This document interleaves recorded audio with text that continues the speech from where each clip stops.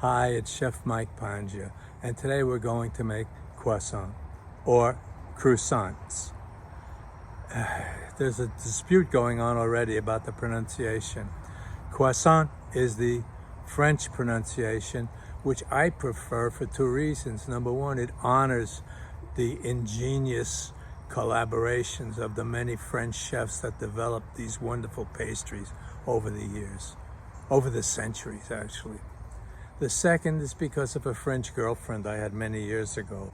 However, I'm happy either way. You can say croissant all you like, and I hope you'll allow me to say croissant as much as I like. Thank you. Now, my regular subscribers know that I have often cited a recipe saying and claiming that it was relatively easy. I am not going to do that this time. First of all, if everything I ever make I tell you is easy, what credibility would I have? So this one is not so easy. It's a bit of a project. In fact, it generally will take you 2 days to make it. One thing that you'll have to be aware of before you even start is that you'll need room in your refrigerator for a sheet pan. Arrange your refrigerator, one of your shelves, so you can fit a sheet pan in. My other strong recommendation is that you get Kerrygold salt-free butter. Shall we start? This is unsalted butter. I happen to be using Irish butter, which I favor for baking. I'm going to mix all the ingredients in the bowl from my stand mixer. Now you can use any bowl and a hand mixer if you like, or no mixer at all and just mix it all by hand. I'm going to add the all-purpose flour. Now the sugar.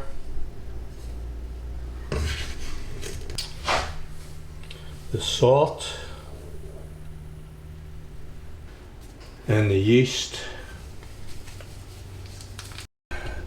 Now we're going to start to mix these ingredients at low speed, and then we'll add in the cold milk slowly. We're looking for the dough to form a ball and pull away from the sides of the ball. And we can see we're just about there. Lightly flour a silicone baking sheet. If you don't have a silicone baking sheet, you can use a piece of parchment lightly floured. If you don't have the parchment or the baking sheet, you can use a baking pan, lightly floured also. Now, get some flour on your hands so we can get the dough out of the mixing bowl.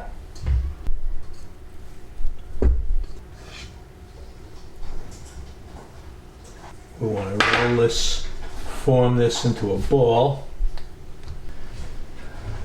Now flatten it out slightly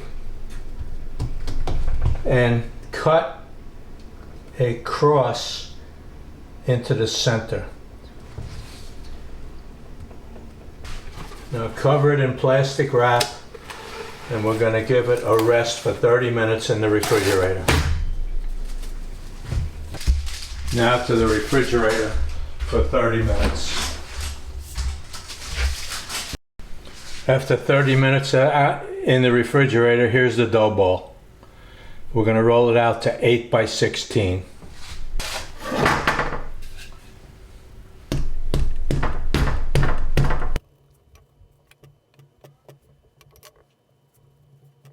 Okay, that's about the right dimension. Now it's going to go for a long rest in the refrigerator overnight, or at least 4 hours. When this refrigeration period is nearly over, you can start the butter layer.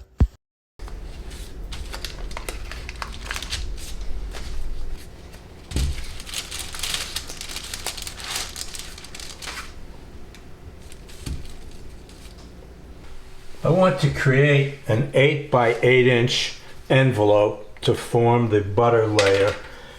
And for me, the easiest way to do that is to mark it off on the parchment.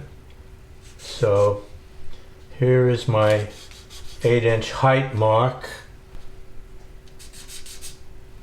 and here is my 8-inch width mark.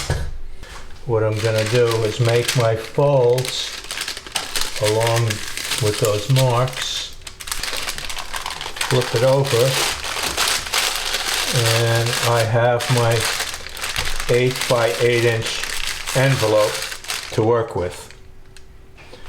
Now I can press it out to fill the space that I've defined with my folds, roll it to fill in all the air gaps that I see. Alright, that's rolled out. It's filled in the space pretty well. Now I just want to even it out a little so I have uniform thickness. That black spot you see is not a fly. It's a mark I had made earlier when I was laying this out a little differently. So let's not panic over it and call the sanitation police on me. Okay, there we have it. Our 8 by 8 square. Pretty good. Now it goes into the refrigerator for 30 minutes to firm up. After 30 minutes, you can take both the dough and the butter out of the refrigerator. Now you can see why the dimensions I've been giving you are important.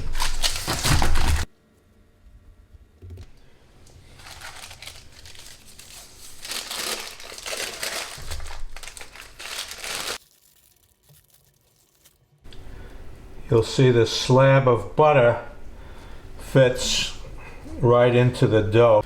Now we want to take the upper portion of the dough and fold it about to the midpoint of the butter. You can stretch it a little to make it fit.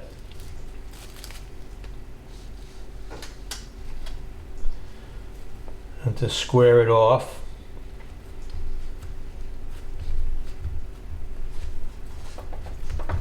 Then do the same with the bottom portion of the dough.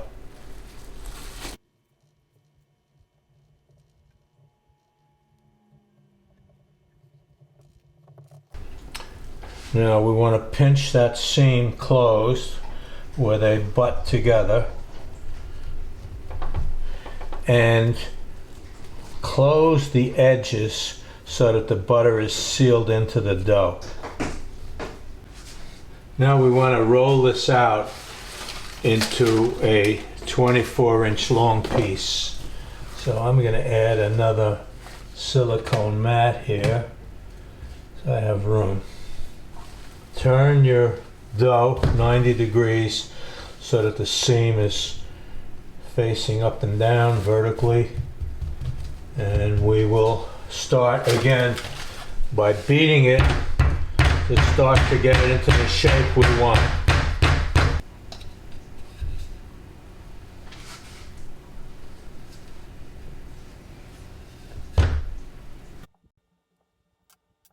As much as you can, try to maintain the rectangular shape.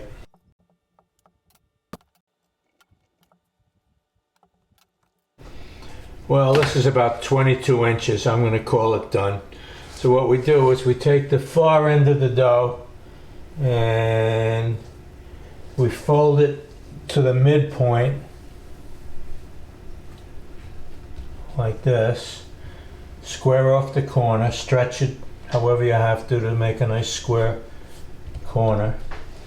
Then bring the bottom half of the dough up to meet it.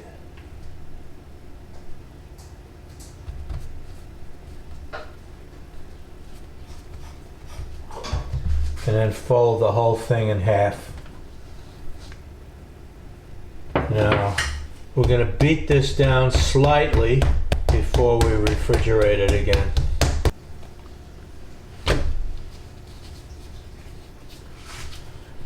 Make sure the edges are all pinched closed. We don't want the butter running out. Okay, this is ready to deal with. Now I want to wrap this in plastic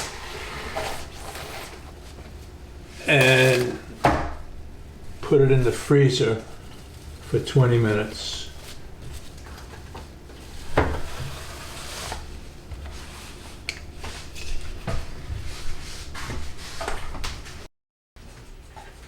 After 20 minutes, you can take the dough out of the freezer and bring it over to the refrigerator and refrigerate it for 1 hour.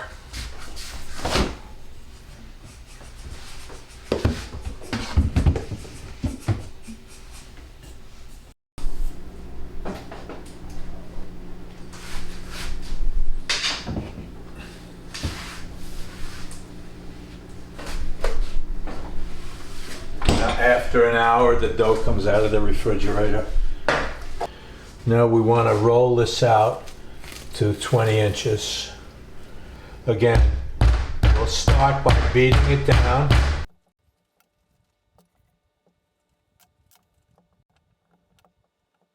Now I have it rolled out to the right length. So what we're going to do is fold it in thirds like you would fold a letter.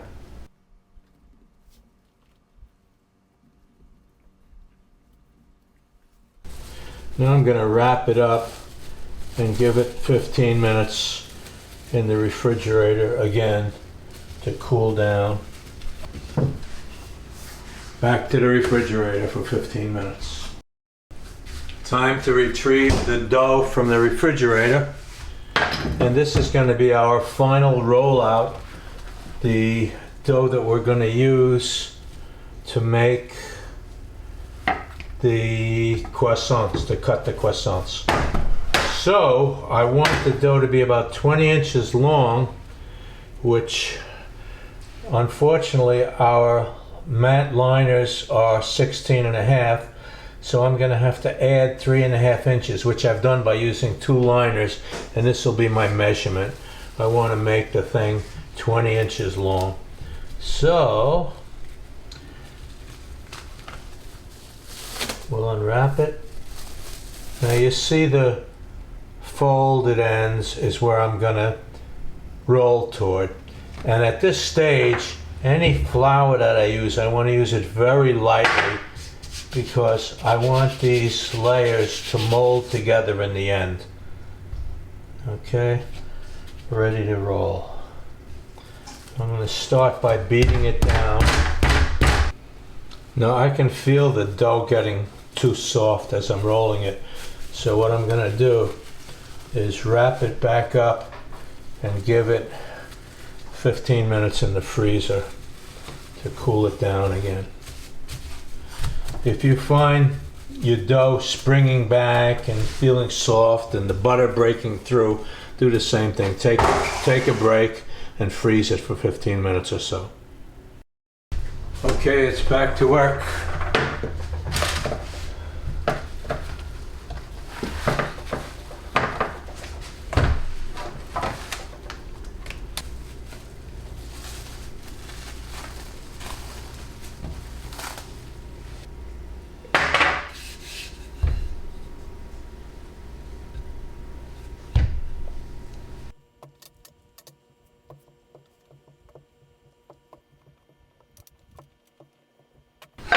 Well, there it is, the 20 inches I'm looking for. The only issue is it's too big to fit into the sheet pan. So I'm gonna do an experiment that I hope is gonna work. I'm gonna fold one end over a piece of parchment so that it'll fit into the pan. And I'm just hoping that I will be able to undo it again later. And it won't stick to itself.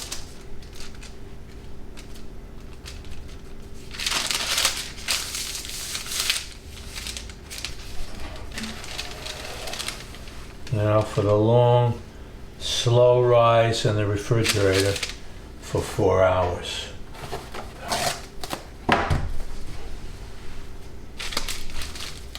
Cover it, and let's put it in the refrigerator 4 hours. Before you start working on cutting out your croissants, place a pan of boiling water on the floor of the oven and close the door. This is going to create a perfect proofing environment, what's normally called a proofing box, which you're going to use once the croissants are all cut. Okay, we're ready to go. I'm gonna uncover it.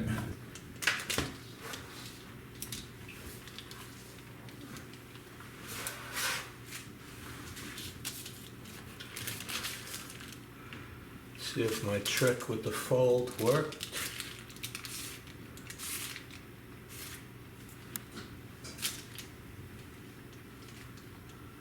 Yeah, looks like it worked more or less.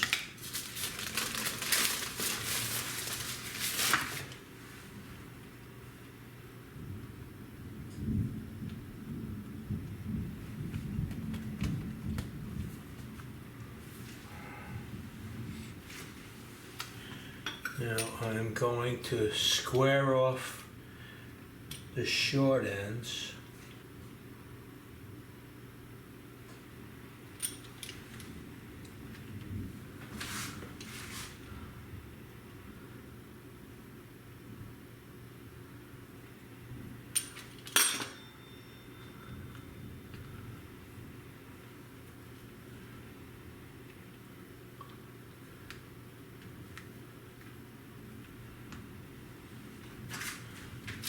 See what we have for a measurement.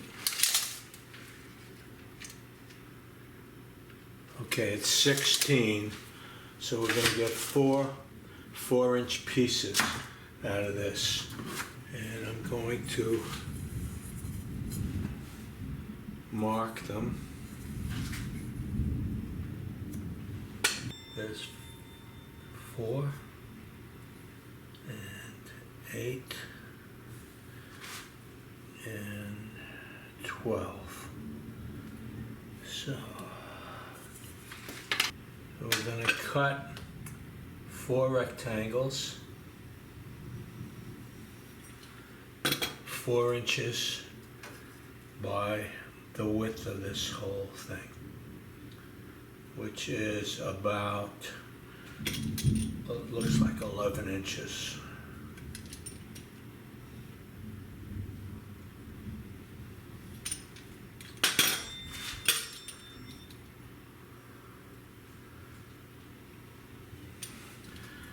Now each of these rectangles is going to get a diagonal cut point to point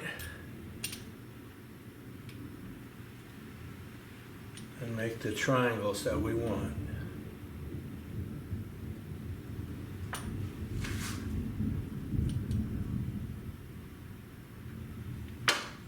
I'm going to put just a little bit of flour down here to work them.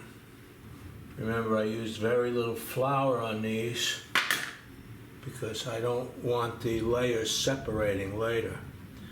Now the other little trick we can do is angle off the bottom to make it symmetrical. Now we'll stretch the bottom out a little, we'll stretch the length a little, and we're ready to roll it up.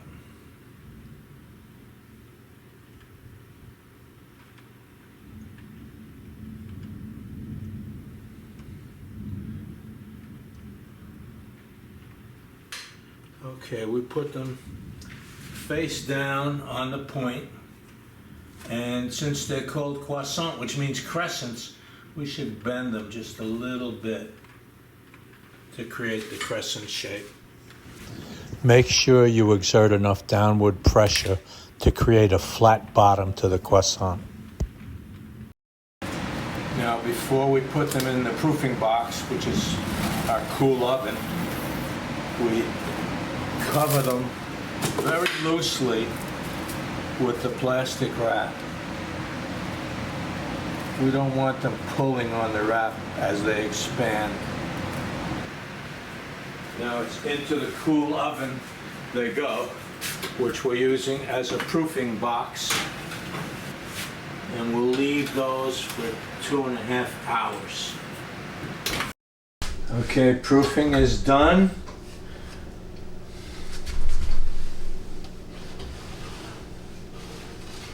They look beautiful. Now we'll let them rest at room temperature for 1 hour and in the refrigerator for 1 additional hour.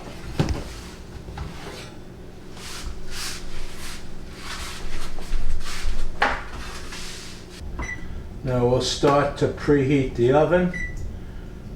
Set it to 400 degrees Fahrenheit. Now into the fridge they go. You can see I've used these small mason jars as spacers so I can put the second tray on top. They've had their 30-minute rest at room temperature, and now they're 30 minutes refrigerating.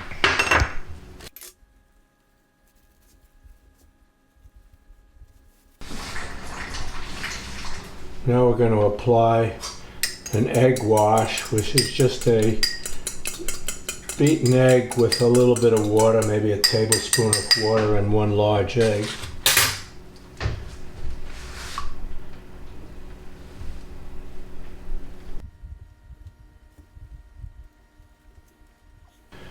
Trying to avoid the cut sides of each layer and just applying the egg wash to the top of each layer, the outside of the layer.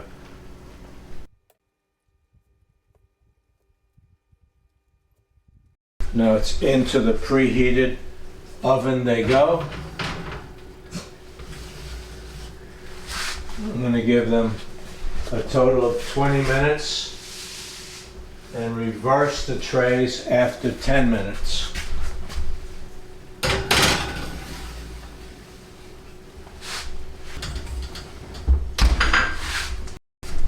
Halfway through the baking process, I'm going to switch upper and lower and front to back.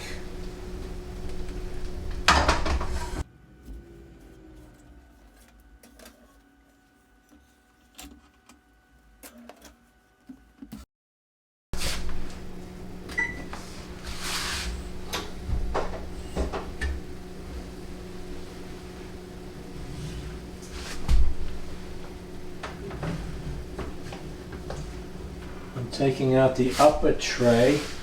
They look just right. And I think I can go with the lower tray also the way it is. They look pretty nice. I like them a little bit on the lighter side myself. Best to use a cooling grid to let them cool. Well, thank you for getting this far in this long video. You have an exceptionally well-developed attention span, and you ought to be congratulated. Now, the next thing, let's talk about making some croissant, or croissants if you prefer. I'm not fussy, you can say it either way. Let's see if you can make them. I think you can if you follow the instructions carefully. I'm right here. You can comment to me if you have a question, if you have a problem while it's going on. I have my phone with me all the time. I will know within a few minutes if you comment, and I'll be back to you. Even if the stove's on fire, I can probably get back to you before you have a real emergency. So don't be afraid to ask questions, comments, whatever.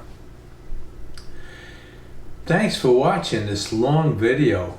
It makes you really special to me. And if you make some croissants, if you follow this method and you make these croissants, I think you'll go from being a cook to being a chef. And you'll earn the respect of all of those around you that participate in enjoying these wonderful French pastries. Why don't you recruit someone else, someone that you know is enthusiastic about cooking, baking, food, and have them take a look at my channel.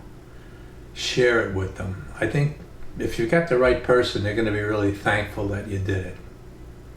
Well, thanks again for watching, and I look forward to seeing you again next time. Don't forget to send me your comments, questions, thoughts, ideas, complaints, and I'll try to address them the best I can. Thanks again. Frère Jacques. Frère Jacques, make croissant, make croissant. A little complicated, but very highly rated. Make croissant, make croissant. Frère Jacques, Frère Jacques, make croissant, make croissant. Sure, it's complicated, but you can say you made it. Make a little complicated, but very highly rated. Make croissant, make croissant.